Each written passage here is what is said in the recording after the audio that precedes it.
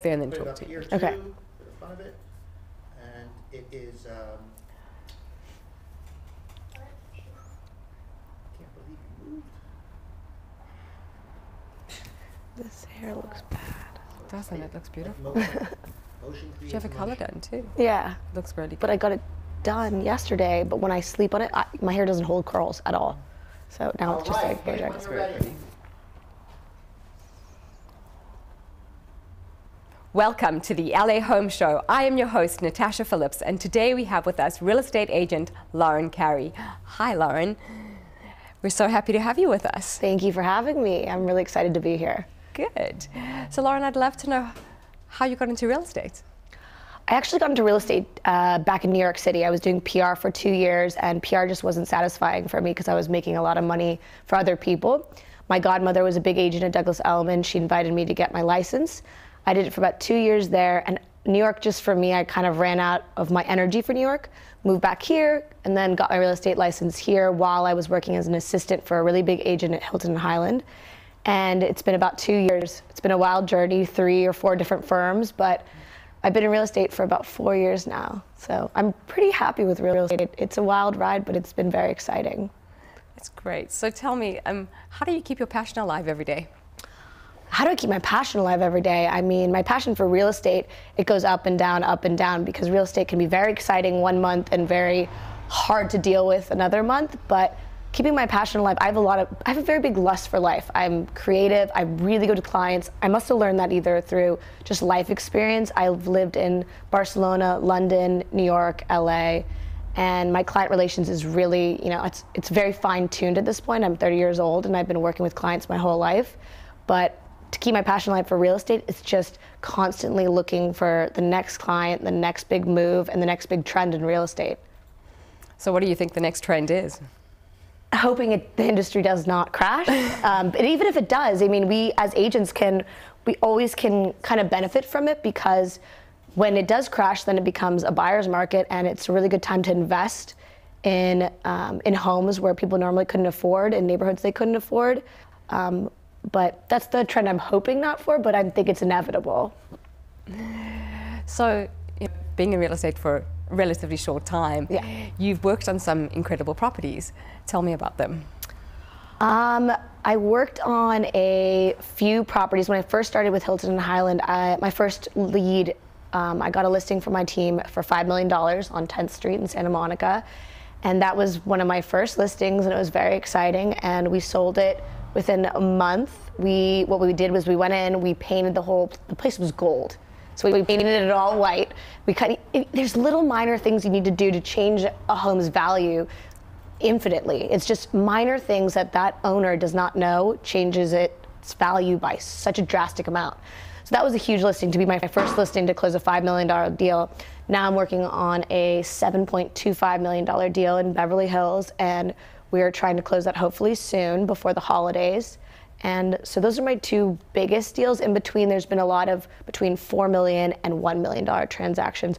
All of those have been as lucrative as well. Some will sell within the first week, and some can take painful 3 to 4 to 5 months in and out of escrow, changing the price. The owner's saying they want to take it off the market. But at the end of the day, I feel every deal is just as exciting as the last.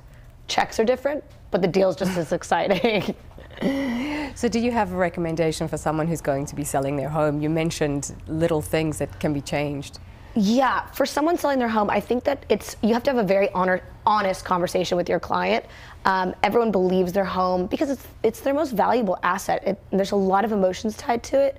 I think that they need to realize that you have to let the professional step in and assess the value of the home rather than what you think the value is because it's your own home. You can price the home at whatever the owner wants or the seller wants, but you can drag out the process an unnecessary amount of time where it makes it a little bit more painful than if you had trusted the agent in the first place and sold it for what it was worth. So I think that's a really important thing you need to tell to someone who wants to sell their home. You also have to realize it depends on the market, it depends on the neighborhood, and it depends on the time of year. So that would be my advice. Great. And do you have advice for first-time agents? Woof, okay, I have a lot of friends that want to get into real estate, and usually I say to them, you have to prepare yourself. It's an up and down industry. It's a roller coaster of emotions, a roller coaster of finances. There's, the stability of it is up and down. It is what you make of it. You can be working on a deal that you're super focused on, but you have to be working on a deal that hasn't even happened yet at the same time to remain successful. So that's really important advice. Second advice is to have, a secure amount of income saved up to know that you can be successful within your first month, or it could take you a year to be successful. And a lot of people give up. That's one of the most notorious things about real estate is people give up in the first 6 months to a year because they didn't make the money they thought they'd make. I know someone that didn't make $1 for a full year, and now they're making enough money that's 14 times their salary before they left their original job for real estate. So it's, are you willing to make the sacrifices? Are you willing to know the realities of it? And are you realistic about what your goals are in real estate? And are you willing to work really hard, plan for the future, and also think about your past? It's a myriad of different things that you need to keep in mind and you need to factor in. So that would be my advice. So how did you get that first listing in Santa Monica? It's door knocking. It is the most unglamorous way I could have possibly got a listing. You basically find out what homes were on the market that couldn't sell with their prior agent. And you go knock on their door, you will get the door slammed in your face, you will get cursed out, you'll get yelled at, or you'll be invited in with open arms because it depends on why the listing didn't sell. Was it because it was overpriced and they're stubborn, they don't want to sell it for less? Or was it because their last agent was terrible, bad photos, no open houses, they didn't really market it properly? And I happened to meet someone who really made no effort to make their home sellable. The inside, it was gold, there were baby angels painted on the walls, there were pillars in there, it was all gold furniture. And we said, you have to make your home appeal to multiple buyers. It is such a specific buyer that would like this house at this point. And so with all that advice, all the changes that we included in our own costs, and just appealing to exactly what he needed fixed, it's all about, I think it's luck, it's also about timing. I think timing is everything. Are you the right person for the job, and can you fix the things that were wrong before? So that's how I got the listing. Everything fell into place perfectly. And I wouldn't say that was my first door knock, that was probably my 50th, but that was the first one I got. Oh, that's great. It was quite a shit. So do you have any stories that you look back on and you're like, oh my God, I can't believe that happened to me? I don't know if I do have stories. I don't know if it's appropriate. I don't know if it's appropriate. There's some things that I think buyers leave behind, or certain rooms that they have that they use for certain things that they don't realize when you're about to have an open house. You're going, well, do I either lock the door to this room or do I shove everything in a closet? That is probably wildly inappropriate for this, but I mean, the stories never end. I mean, the things that people have in their houses are just the way people live. Some people have so much stuff and they hoard so much stuff, and when you ask them to clear it out to make it presentable, it's just, they don't understand the way that the house needs to look to be sold. And there's just a lot of emotions tied to it, especially if the house is tied to a nasty divorce or if they don't want to let go of it. The real estate is just so much more emotional than people think, especially being the agent. They say we're agents, but we're also psychologists and therapists at the same time. Mm-hmm. We also are the cleanup crew. So that's, I mean, my stories range from a plethora to the most inappropriate to the most, insanely emotional. But, nothing shocks me anymore, I would say, as an agent, to be honest. That's all I really can say. And what do you think is the number one thing that you attribute your success to, that you do? Oh, my gosh. I call real estate the Wild Wild West. We all have to abide by the same rules, but everyone has such different styles. Everyone does everything very, very differently. And the one thing that I believe that I do well is that I have, an outgoing charisma that I think makes people feel very comfortable, and they know she'll work day and night. I'll answer my phone at 6 a.m., I'll answer my phone at 11 p.m. That does blur the boundaries of professionalism, but real estate is a 24/7 job. So I think that that's something I really can say that I do well, is that they know my energy never dies for them, and I will keep going until the deal is closed.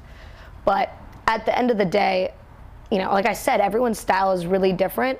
I believe that you just have to embrace whatever your best natural characteristics are and make that your own and see how far that takes you. And for me, it's it's an energy, it's being energetic, it's being passionate, being alive and caring about the deal from start to finish. So. That sounds like good advice. And as our final question, I like to ask everybody this. Oh, Lord. What are you excited about in life right now? It could be personal, work, or both. What I'm excited about in life, I'm really excited to see what LeBron does on the Lakers. I'm born and raised in Beverly Hills, and I grew up very, very much a hardcore Laker fan, and this is, you said personal, and I just find this to be a very exciting time in basketball. I don't follow football because I grew up in LA. We never had a football team. I went to Loyola Marymount College. We didn't have a football team, so I never learned anything about football. Baseball's too long for me, and I don't like hot dogs. So basketball was kind of my thing, and I love the Lakers. So that's really the most exciting thing going on. Obviously, there's a lot more personal things that I'm excited about, but that's pretty much the most exciting thing. I've done a lot of big traveling in the last couple of months. I went to Peru, I went to Colombia for the World Cup, and I went to Mexico with one of our coworkers. And so I'm kind of traveled out, but so I want to stay grounded in LA, build a career with my new company, and really see what happens, because holidays seem to slow down, but this is a really big time. School started back up, people are willing to buy and sell again. So the fall is a really important time for me to focus on my career. So I'm excited about that as well. That's great. And actually, I do have one more question for you. Yes. Where can people find you? People can find me everywhere. I'm all over LA now. People can find me. You can find me on my Instagram. I don't have Facebook. I do have Instagram. It's Lauren S. Carey. My name is Lauren Stevens Carey. You can also find me on Aaron Kerman's website. You can find me on the Pacific Union website. I'm always reachable by email, lauren@aaronkerman.com. And then I'm also reachable by text or phone call.